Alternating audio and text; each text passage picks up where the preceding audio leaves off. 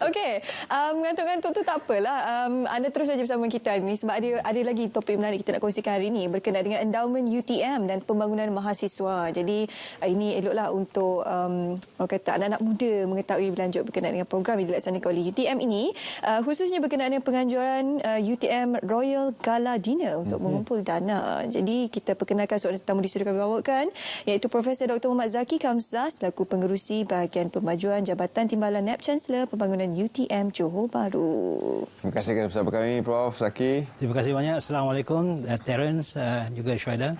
Waalaikumsalam. Okey, kita nak bercakap berkenaan dengan endowment UTM dan juga pembangunan mahasiswa ini.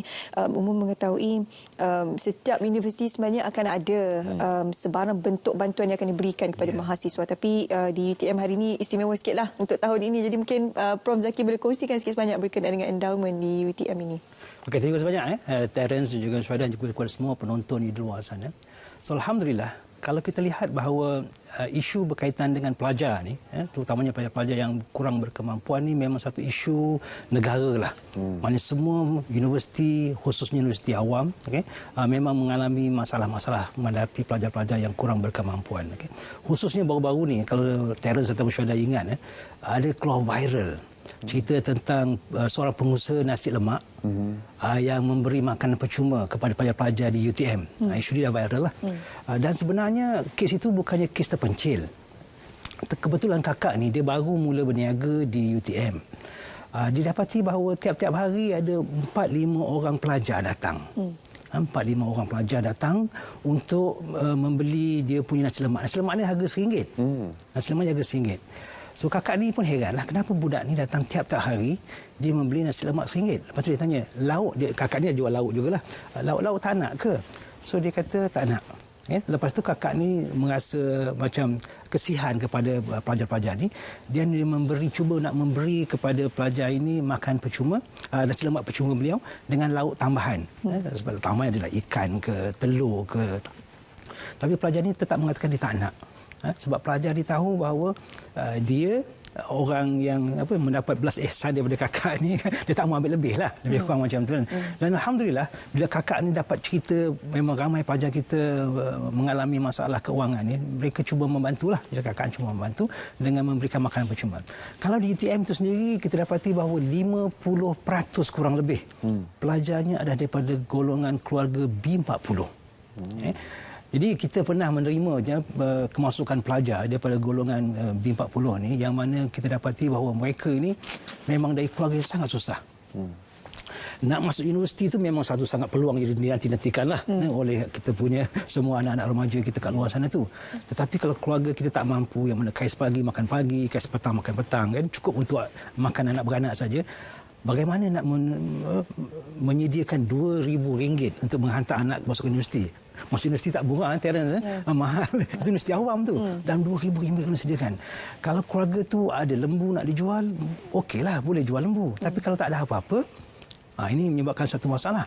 Jadi ada satu cerita pelajar kami yang mana orang kampung, kebetulan Tok Imam tu kumpulkan sedikit dana daripada orang kampung semua untuk membantu anak kampung yang pertama dapat masuk ke UTM. Ini daripada Sabah.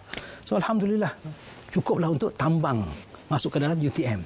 Tapi kalau sampai ke UTM tu macam mana? Anak ni bila sampai ke UTM dia seorang-seorang, terkapai-kapai, tak tahu nak pergi ke mana. Kan dengan satu beg bekalan dia untuk pakaian-pakaian masuk ke UTM, dan itu sajalah. Dan dia tak ada duit tambahan lagi untuk hidup berkeselamatan. Jadi apa yang kami telah lakukan untuk pelajar-pelajar seperti ini, pelbagai cara lah. Jadi kalau untuk pelajar-pelajar kat luar sana itu, yang mana mungkin mereka merasakan bahawa agak terbeban untuk membayar yuran kemasukan masuk dalam universiti itu, datang saja masuk dalam UTM, insya-Allah kami akan cuba bantu. Jadi pada dulunya, sebelum adanya konsep endowment ni, kita ada ramai pelajar-pelajar kita yang memang menghadapi kesukaran kewangan dan mereka terpaksa bekerja kat luar. Jadi bila bekerja di luar tu, kita tahulah dia punya tempoh masa mungkin agak panjang. Jadi bila keesokan harinya pergi kuliah mereka dah penat. Itu menyebabkan kadang-kadang mata pelajaran mereka terganggu juga. Jadi kita juga telah menyediakan apa yang kita sebut sebagai JOC, Job on Campus.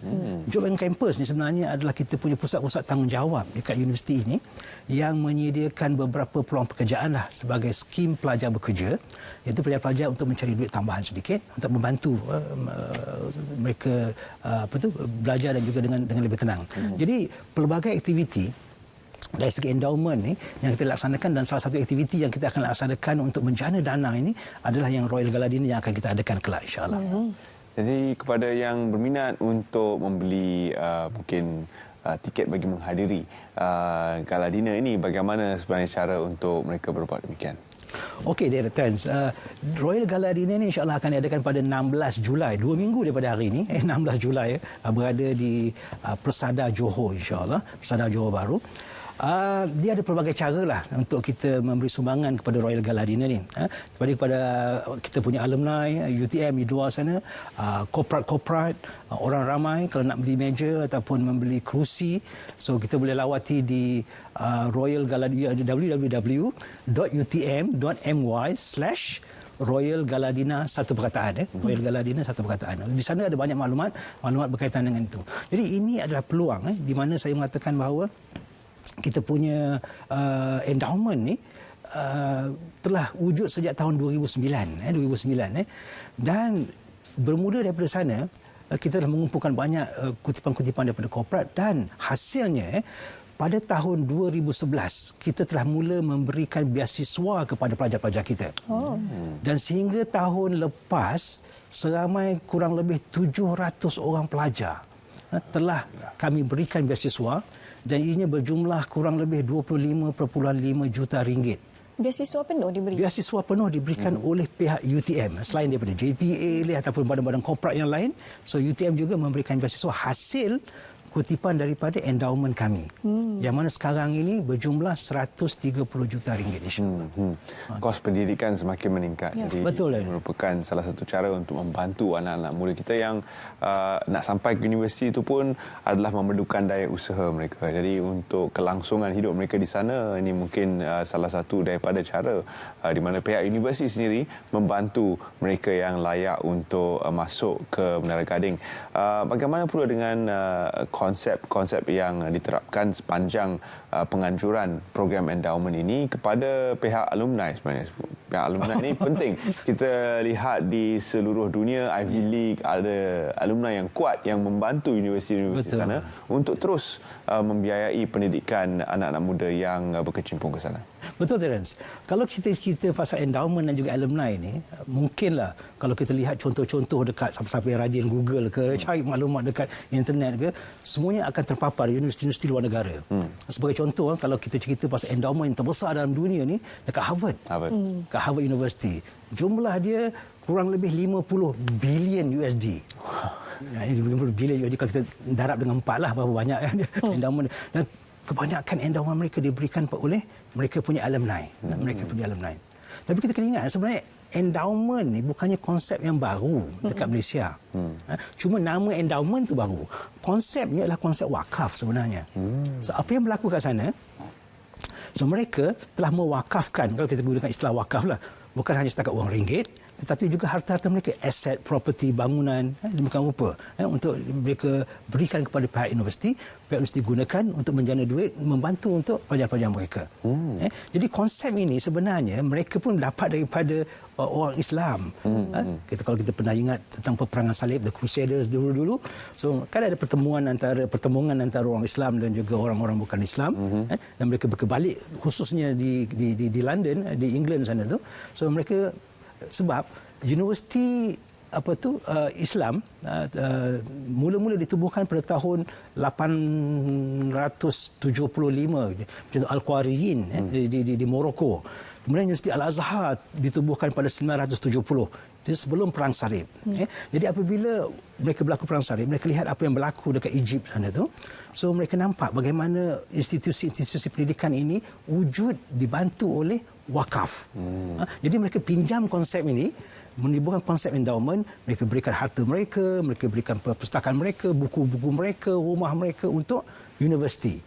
Jadi konsep inilah daripada London, England sana tu dibawa balik oleh seorang daripada mereka punya macam the so-called priest tu balik ke Harvard, balik ke sana tu, dan mereka tubuhkan lagi konsep yang sama. Konsep itu berkembang. Tapi dekat negara Islam, khususnya kat Malaysia ni, konsep wakaf ni agak terhad. Bila kita cerita tentang wakaf masjid, wakaf untuk pondok sekolah agama. Jadi memang sangat terhad. Jadi sekarang ni kita sangat-sangat memerlukanlah bantuan dan sokongan daripada, bukan setakat daripada orang ramai, khususnya daripada alumni. Sebab alumni kat luar negara, kalau kat Harvard tu, bangunan, makmal, semua ada nama-nama alumni mereka. Jadi kami di UTM juga menyediakan peluang kepada khususnya alumni kita yang dekat luar sana tu, bagaimana cara mereka boleh menyumbang dari segi penamaan ruang yang ada, bangunan yang ada, infra yang ada, dan semua itu kita boleh guna pakai. Sumbangan itu boleh disalurkan menerusi UiTM Royal Gala Dinner.